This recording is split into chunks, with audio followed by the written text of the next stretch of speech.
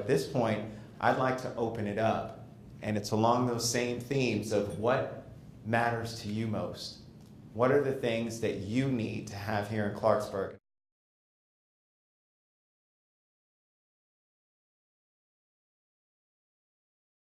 No, Bob, thank you for that. And, I must agree with you.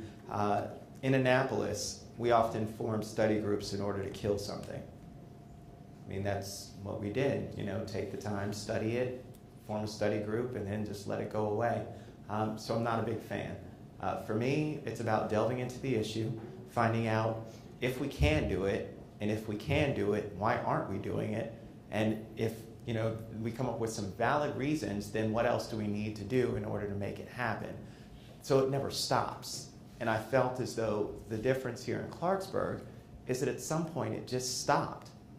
At some point it didn't go into, okay, well, what's the next step? What's the next route that we take to make something happen? It seemed as though at some point, not any fault of the constituency, but as far as movement within the council, within the state legislature, nothing happened.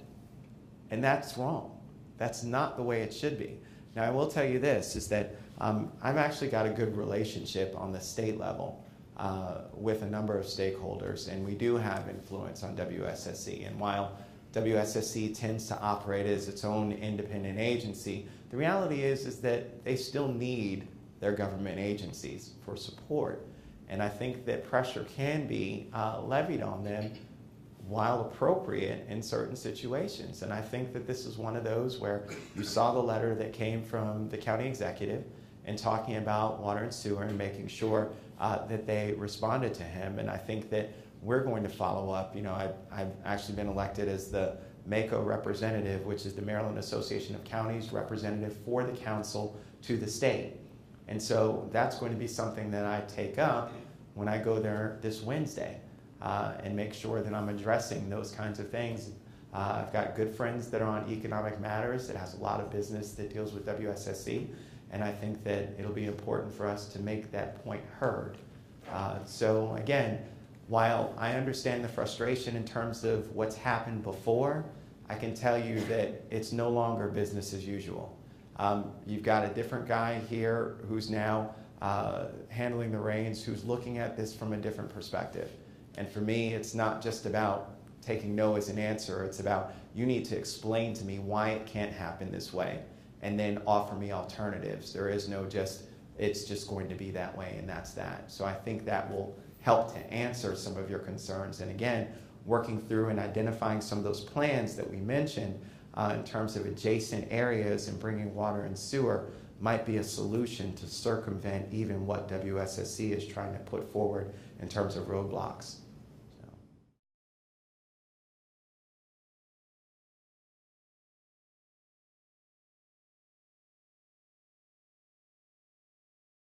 I really wasn't that well briefed on the bus depot when I first got to the council, and now understand a great deal about how important 10 Mile Creek is as a headwater, and making sure that that's protected, and of course the proposed actions that they'd be taking at that facility in terms of, with some of the maintenance that are there would have an extreme detrimental effect. And so I've been one in my conversations with the county executive in terms of, even if they were looking at storage of buses there and performing services elsewhere, other kinds of proposals, just understanding that there are only so many places we can put this, but at the same time realizing how fragile and how important that area is. So I completely agree with you, and I'm very supportive in terms of looking at alternatives to make sure we protect the sanctity of 10 Mile Creek. So thank you.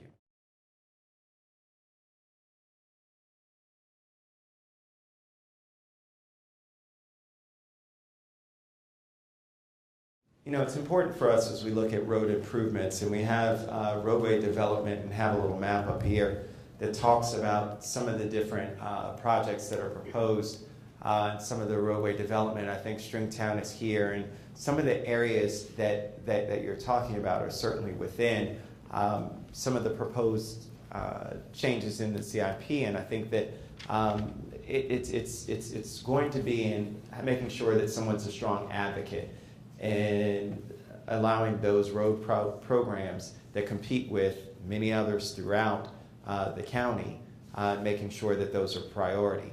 And I don't know if I said it strongly enough before, so I'll make sure that I say it to you again and look you dead in your eyes and I tell you that I'm extremely passionate about making sure that Clarksburg is a priority. And when it comes to projects, and once we've identified, and I think that's, again, why we're having this meeting this evening, that I can start to go with it and advocate.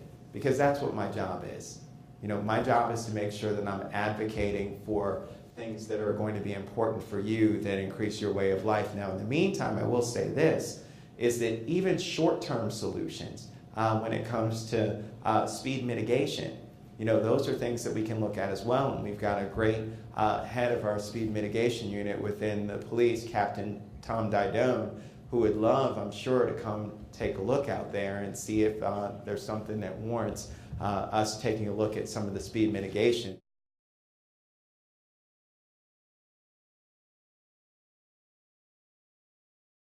And the question was just in making sure that while the work group is coming up with their recommendations, and that will go directly to the council,